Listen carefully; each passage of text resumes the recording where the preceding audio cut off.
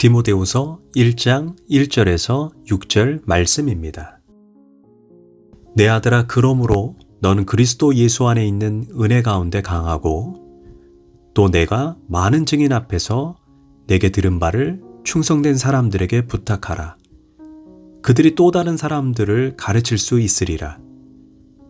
너는 그리스도 예수의 좋은 병사로 나와 함께 고난을 받으라. 병사로 복무하는 자는 자기 생활에 얽매이는 자가 하나도 없나니 이는 병사로 모집한 자를 기쁘게 하려 함이라. 경기하는 자가 법대로 경기하지 아니하면 승리자의 관을 얻지 못할 것이며 수고하는 농부가 곡식을 먼저 받는 것이 마땅하니라. 아멘. 할렐루야. 오늘도 좋은 날입니다. 디모데후서 2장 1절에서 6절 말씀 묵상입니다. 오늘은 그리스도 예수의 좋은 병사가 되라 라는 제목으로 말씀을 나누도록 하겠습니다. 바울은 오늘 본문에서 군사적인 비유를 반복해서 사용합니다. 1절에서는 강하라, 2절에서는 충성, 3절에서는 예수의 좋은 병사, 4절에서는 병사로 복무하는 자, 5절에서는 승리자라는 단어를 사용합니다. 왜 이런 단어를 바울이 사용합니까? 바울은 하나님의 백성들은 그리스도 예수의 강한 군사가 되어야 한다는 것입니다. 우리의 신앙 여정은 여유 있게 밤하늘의 별을 보고 아름다운 경치를 구경하고 어린아이가 물가에서 물장구 치는 그런 단순하고 쉬운 여정이 아니기 때문입니다.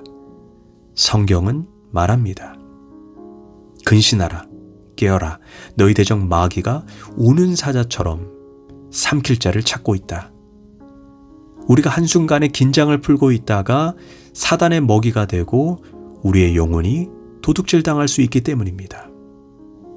그래서 바울은 디모데에게 그리스도 예수의 강한 군사가 되라고 권면하고 있는 것입니다. 그런데 바울이 디모데에게 단순히 다른 사람들이 뭐라고 생각하거나 말거나 또는 너 자신이 얼마나 약하고 수줍게 느끼든지 상관하지 말고 무조건 강해져라, 무조건 담대해져라 라고 권면했다면 아마 디모데에게는 무익한 충고가 되었을 것입니다. 왜냐하면 디모데는 매우 소심한 사람입니다. 그에게 무조건 강해지라는 것은 달팽이에게 빨리 가라고 말하는 것과 매한가지입니다. 하지만 바울의 명령은 냉정한 것이 아닌 기독교적입니다.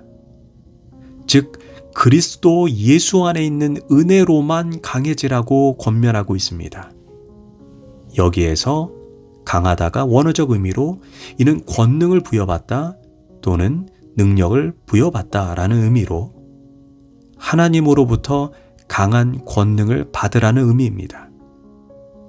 왜 성도들은 강한 권능을 받아야 합니까? 우리의 싸움은 혈과 육인 사람과의 싸움이 아니라 눈에 보이지 않는 사단과의 영적 싸움이기 때문입니다. 또한 그 사단과의 싸움은 눈에 보이는 싸움이 아니기에 단순히 우리의 힘과 지혜로 싸워서는 이길 수가 없습니다. 그래서 바울은 우리가 은혜로 싸워야 한다라고 말을 하고 있는 것입니다. 그럼 은혜가 무엇입니까? 내가 한 것이 없습니다. 받을 자격이 없는 자에게 거저 주시는 하나님의 선물이 은혜입니다. 우리는 구원도 은혜로 받습니다. 그런데 구원만 은혜로 받는 것이 아니라 영적 권세도 은혜로 받습니다. 예수님은 십자가에서 사단의 권세를 패배시키고 그리고 부활하셨습니다. 그리고 그 승리의 권세를 믿는 우리에게 분명하게 주셨습니다. 내가 너희에게 뱀과 전갈을 밟으며 원수의 모든 능력을 제어할 권능을 주었으니 너희를 해칠 자가 결코 없으리라. 여기에서 권능은 엑수시아로 권세를 의미합니다. 권세가 무엇입니까? 예를 들면 경찰의 신호를 위반한 차량에게 호루라기를 불면서 멈추라고 하면 이유를 막론하고 무조건 서야 합니다. 이는 경찰이 자동차보다 물리적으로 힘이 세기 때문이 아닙니다. 이유는 단 한 가지입니다. 경찰은 국가로부터 권세를 부여받았기 때문입니다. 이와 마찬가지로 우리가 마귀를 통제하고 이길 수 있는 근거가 우리가 마귀보다 물리적인 힘이 세거나 지혜가 많기 때문이 아닙니다. 바로 하나님께서 믿는 자들에게 마귀를 이길 수 있는 권세를 은혜로 주셨기 때문입니다. 마가복음 15장 16절에서 믿는 자들에게는 이런 표적이 따르리니 그들이 내 이름으로 귀신을 쫓아낸다라고 말했습니다. 이처럼 예수님이 믿는 자들에게 은혜로 주신 예수 이름의 권세 때문에 우리는 마귀를 쫓아낼 수 있습니다. 그래서 주의 일을 하는 사람은 은혜로 주신 영적 권세를 잘 묵상해서 사단에게 결코 패배하지 말아야 합니다. 이제 바울은 2절에서 디모데에게 이렇게 말합니다. 충성된 사람들을 가리키고 양육하고 제자화해서 그들이 또 다른 사람들을 가르치게 하라고 당부합니다. 바울은 말씀을 통해 디모데를 하나님의 일꾼으로 양육하고 제자화했습니다. 그런데 바울은 디모데에게 말씀을 들은 상태로 그대로 머물 것이 아니라 너 역시 그 말씀을 충성된 사람들에게 부탁하라고 말합니다. 그렇다면 어떤 사람이 충성된 사람입니까? 그냥 말로만 충성하고 구호만 크게 외친다고 충성이 아닙니다. 충성된 사람의 특징은 반드시 영혼의 열매를 맺습니다. 내가 예수를 믿고 누군가를 전도합니다. 그런데 그것으로만 끝나지 않습니다. 그 영혼이 예수 안에서 온전히 성장할 때까지 그 사람 옆에서 도와주고 양육하고 말씀으로 격려합니다. 그런데 이제 그 사람이 영적으로 성장하여 다른 사람을 예수 믿게 하고 좋은 영향력을 끼치게 됩니다.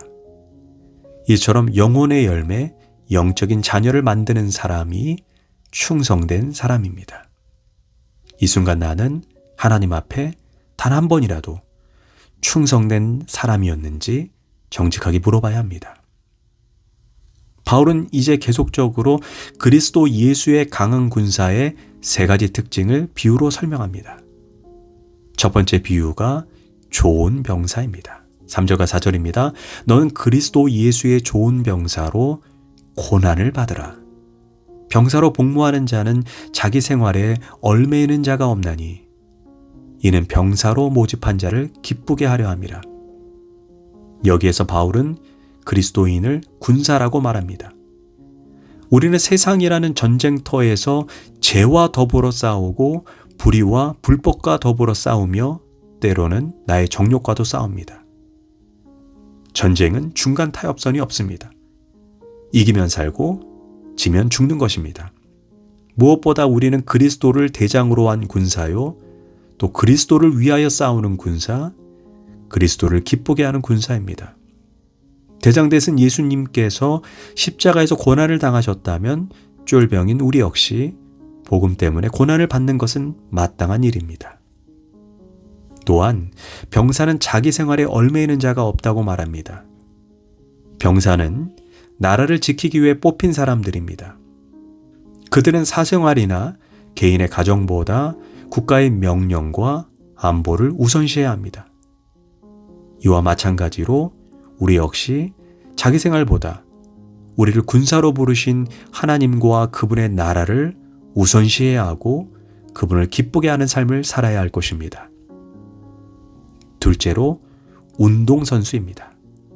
경기하는 자가 법대로 경기하지 아니하면 승리자의 관을 얻지 못할 것이며, 운동선수는 경기에서 승리하기 위해 법대로 경기해야 합니다.